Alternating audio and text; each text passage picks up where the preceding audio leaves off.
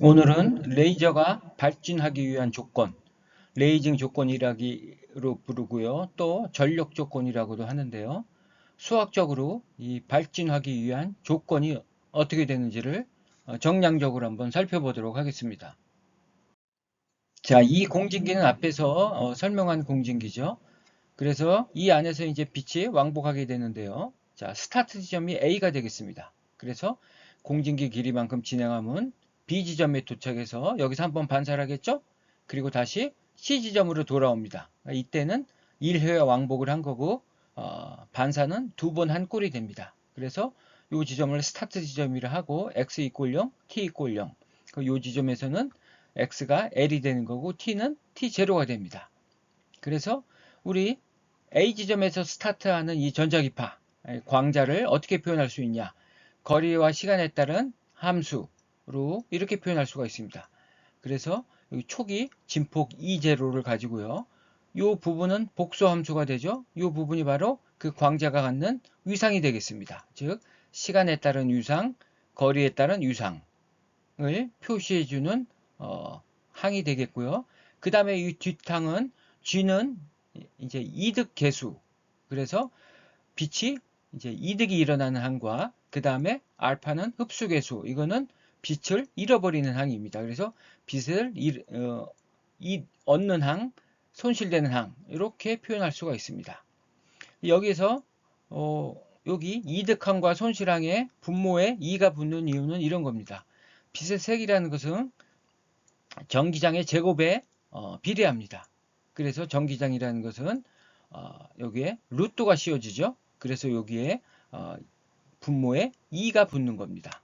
그 다음에 자, 이 공진기 미러에서 반사를 하겠죠. 이때는 우리는 반사 계수로 표현을 해야 됩니다. 스몰 r로 표현하는데요. 자, 우리 반사율이라는 것은 일반적으로 빛의 입사 세기분에 반사되는 세기의 비율로 표현을 합니다. 그래서 이거는 전기장에 입사되는 전기장과 반사되는 전기장의 제곱의 비율로 표시하고요. 이것이 바로 반사계수 R의 제곱이 됩니다. 그래서 그것이 R이 되는 거고, 그래서 이쪽에서의 반사율이라는 것은 이걸로 표현을 해야 됩니다. 반사계수. 왜냐하면 우리가 일반적으로 반사율을 얘기할 때는 전혀 위상을 고려하지 않습니다. 크기만을 고려하는 거죠. 근데 여기서는 이제 위상을 고려해야 됩니다. 그래서 반사계수 R로 표현을 하기 때문에 우리는 여기서 요 스몰 r이라는 것은 루트 r이 되는 겁니다. 그래서 여기를 이렇게 루트 r로 표현했다는 거, 라지 r로 표현했다는 거를 잘 이해를 해야 되겠습니다. 자, 그러면 이 지점에서 이제 빛이 스타트를 합니다. 그러면 이렇게 되겠죠? 이 제로가 됩니다. 초기 세기가 전기장의 세기가 이 정도 되는 빛이 쭉 진행을 합니다. 그럼 이 지점에 왔을 때는 어떻게 되느냐? 자, x가 l이 되고 t가 t0가 되죠? 그래서 이렇게 됩니다. 그리고 여기서 반사되는 반사 계수 루트 r1 이렇게 되겠죠? 그 다음에 이제 다시 한번 왕복합니다. 왕복하면 이 앞부분 그대로 써주고요. 그 다음에 요만큼 또 L 그렇죠? 또 L이 이만큼 또 움직이는 거죠. 그 다음에 뒷탕 그대로 나오고요. 그 다음에 반사계수 여기선 R2 이렇게 되겠습니다. 그래서 우리가 광학 이득이 손실보다 크려면 즉 그때 발진이 되는 거죠. 그래서 발진이 되려면 C가 A보다 커야 됩니다. 빛이 A에서 출발해서 B를 거쳐서 C로 돌아왔을 때 빛이 더 많아져야 됩니다. 증폭이 돼야 된다는 얘기죠. 그래서 C가 A보다 커야 됩니다. 그래서 C가 A보다 크거나 같다. 여기서 같을 때가 바로 최소 문턱 조건이 되는 겁니다. 그러니까 이게 최소값이 되는 거죠. C는 A보다 같거나 최소한 같거나 커야 된다. 그런 의미가 되겠습니다. 그래서 우리가 먼저 같을 때의 조건을 한번 구해 보겠습니다. 같을 때 조건이라는 것은 요거하고 요게 같은 거죠. 그래서 이렇게 쓸 수가 있습니다. 그러면 이제로 없어질 수가 있죠. 그리고 요 뒷항 정리하면 이렇게 됩니다. 요거는 EJ 베타 L이 됐죠. 한번 왕복을 했기 때문입니다. 그래서 자, 요거 없어지니까 1이 됩니다. 그래서 요것이 1이 되는 요 조건이 바로 최소 문턱 조건이 되는 겁니다. 발진을 하기 위한 최소 문턱 조건.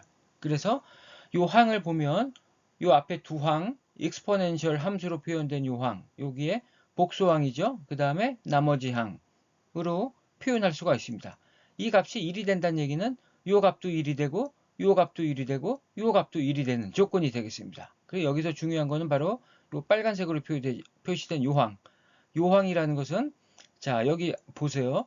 광자가 요 거리에 따라서 이득과 손실의 항으로 표현했습니다. 그래서 요 항은 광자의 거리에 따른 광학 이득 손실항이다.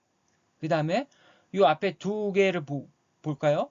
요 앞부분을 먼저 보면 이렇게 되겠죠? 2의 j 오메가 t0 이퀄 1. 이것은 광자의 시간에 따른 위상 변화가 되겠습니다. 그리고 여기는 광자의 거리에 따른 위상 변화. 이렇게 세 개의 항으로 쓸 수 있다는 겁니다. 그래서 여기서 이제 발진이 되려면 바로 요 부분 광학 이득과 손실이 씌워진 요 항에서 우리가 이득 조건을 구할 수가 있습니다. 자, 그러면 다음 페이지를 한번 살펴보도록 하겠습니다. 그래서 이제 요 이꼴 같을 때가 발진하기 위한 문턱 이득이라 그랬죠. 이렇게 됩니다. 그래 요거를 익스포넨셜 함수를 지수 함수로 로그 함수로 표현하면 이렇게 되겠죠. 자, 여기에서 문턱 이득 그래서 TH로 바꾼 겁니다. 스레스홀드라는 의미가 되겠습니다. 이꼴을 우리가 고려했기 때문에 이렇게 바뀐 겁니다. 그래서 문턱 이득은 이렇게 됩니다. 근데 여기서 우리가 공진기 미러의 반사율이 같다고 가정을 해보겠습니다. R1, R2가 같다 그러면 이건 그냥 R이 되겠죠? 그래서 발진 조건, 전력 조건, 즉 레이징이 일어나기 위한 조건은 이렇게 쓸 수가 있다는 겁니다. 그래서 여기를 보면 이 알파는 흡수 계수죠. 그래서 이 값이 작을수록 그 다음에 공진기 길이가 길수록 그 다음에 반사율이 클수록 이 값은 작아지겠죠. 문턱 이득값이 작아진다는 얘기는 어떤 넘어서야 될 문턱이 작아진다는 얘기니까 발진이 쉽게 일어난다는 거예요. 그래서 여기 써 있죠. 발진이 쉽게 일어난다. 그래서 우리가 공진기가 길수록 유리하다는 게 이제 그런 겁니다. 그리고 흡수 계수가 작을수록 유리하겠죠. 그리고 반사율이 높으면 더 좋겠죠. 효율이 좋겠죠. 그래서 이렇게 문턱 이득이라는 것은 이러한 관련된 이렇게 인자들하고 연관이 있다는 것을 잘 기억을 하시고요. 그래서 만약에 우리가 공진기 미러를 특수한 표면 처리를 하지 않으면 자연 미러가 되는데 대략 반사율이 33.33%가 됩니다. 그래서 그 값을 대입해보면 요 뒷항이 1이 됩니다. 대략적으로 1. 얼마가 되는데 대략 1이 되니까 우리 여기서 이렇게 쓸 수가 있습니다. 그래서 L이라는 것은 이렇게 쓸 수가 있어요. 이게 굉장히 이제 중요한 의미를 갖는데요. 한번 볼게요. 우리가 어떤 반도체가 있는데 그 레이저 다이오드의 GTH-알파가 40이라고 한번 가정을 해보겠습니다. 그러면 이게 40이면 이게 40이죠? 그럼 공진기 길이가 250 마이크로가 된다는 얘기입니다. 그리고 자, 여기서 40이었는데 이번에 20이 됐어요. 감소했죠? 이 얘기는 뭐죠? 흡수가 더 커진다는 얘기예요. 흡수가 커지면 어떻게 할까요? 공진기 길이가 더 길어질 수밖에 없어요. 왜냐면 이 흡수가 커지면 이게 커지는 거니까 이 값도 커지는 겁니다. 그러니까 문턱이 잘 일어나지 않는다. 문턱 이득을 일으키기 위해서는 더 공진기 길이가 길어져야 된다는 겁니다. 이해가 가시죠? 그래서 여기 보면 500 마이크로가 됐어요. 그 다음에 10이 되면 공진기 길이가 더 길어져야 됩니다. 1000 마이크로가 됐죠? 그래서 자, 요거를 문턱 이득의 지수함수 여기에 대입을 해보면 2가 나오죠. L이 요거니까 약분돼서 그냥 2가 나옵니다. 그러니까 이 의미는 뭐냐면 어떤 광자가 공진기 길이만큼 진행했을 때 광자는 초기값 대비해서 요 공진기 길이 끝단 첫 번째 반사면이죠. 거기에서 광자가 2.7배 증폭되어야 한다는 의미가 되겠습니다. 다시 갔다 오면 2의 제곱이 되겠죠. 자, 그렇게 증폭이 돼야지만 발진이 일어난다는 겁니다. 이해가 가시나요? 그래서 여기에서도 이 정도의 40 정도의 값을 갖는다는 얘기는 공진기 길이를 250 마이크로 정도로 하면 그만큼 진행했을 때 초기 대비 광자의 증폭이 2.7배가 된다. 이렇게 생각하면 됩니다. 이것도 마찬가지죠.